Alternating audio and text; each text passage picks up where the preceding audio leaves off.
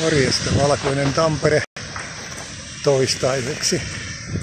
Pienen lumen peitteessä loskakeli ja katuosuus ratikkaosuudellakin lätäköllä, että on ilmeisesti plussalla, jos ei ole suola tuollaiseksi laittanut. Mutta kyllä täällä semmoinen leuto talvipäivä on, että pakkaset, niitä tässä on ollut, mutta on myös loskakeliä ja näköjään ne jatkuu tässä lähellä nollaa. Eurovaaleissa kannanotto ei vain ratikka liikennettä huomioiden, vaan miltä katunäkymä näyttää.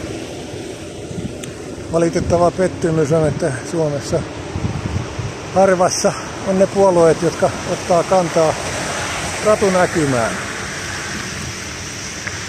Kaikkihan on aina rasismia tai jotain muuta, jos otat asiaan kantaa ja joutuu käyttämään erilaisia piilomerkityksiä savolaiseen tyyliin ja sitten vastuu kuulijalle. Mutta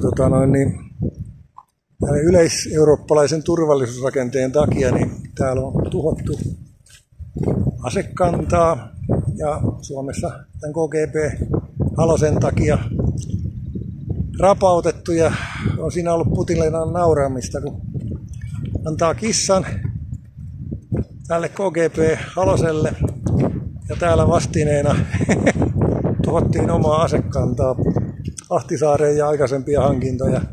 Sveitsistä ja muualta polttoleikattiin piippuja erilaisista ilmatorjuntatykeistä ja muusta kalustosta poikki ja tuhottiin sotilaskypäristä alkaen panssarivaunulla yliajaen, ei myyty edes keräilijöille, vaan romurautana USA:han. Ja nyt sitten herätään, ostetaan aseita moninkertaiseen hintaan, niin kuin Ruotsissakin, niin 2-3 kertaa enemmän pitäisi varata varoja, kerta aseistuksen hinta on noussut ja saatavuus heikentynyt, kerta tuotantokapasiteetit ajettu alas.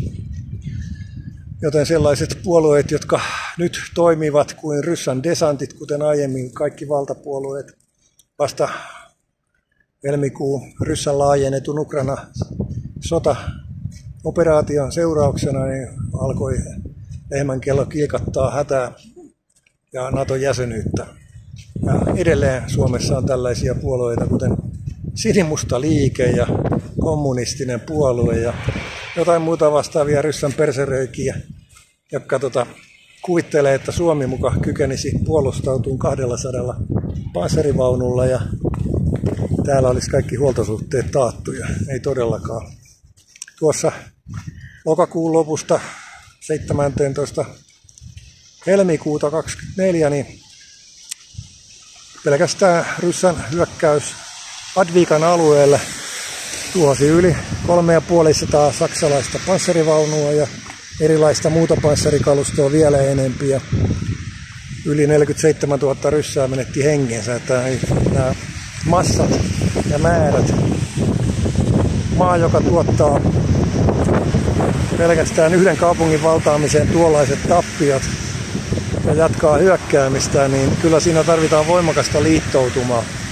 Joten nämä on ihan Sinimusta liikkeellä ja verrannollisella kommunistiliikkeellä ihan yhtä tyhjän kanssa, että Sinimusta liike kusettaa, sillä ei ole mitään tekemistä isänmaan kanssa, vaan alistumista ryssän apina klaaniksi, jos Suomesta mukaan irtaannuttaisiin NATO-jäsenyydestä. Päinvastoin nämä USA ja Englannin keskinäiset sopimukset ja asetuotannon ylösnostaminen on ykköstä. Ja asetuotanto ja kaikki muu pitäisi tällä naurettavalla BKT:llä nostaa vähintään 6% ja rajaturvallisuudessa pyrittävä siihen, että miehitetyt alueet palautetaan muillekin kuin Ukrainalle, myös Suomelle, Saksalle, etc. ja Moskovan oblasti hajotkoon.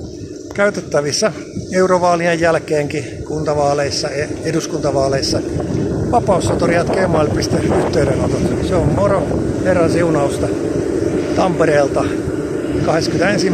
päivä helmikuuta 2024.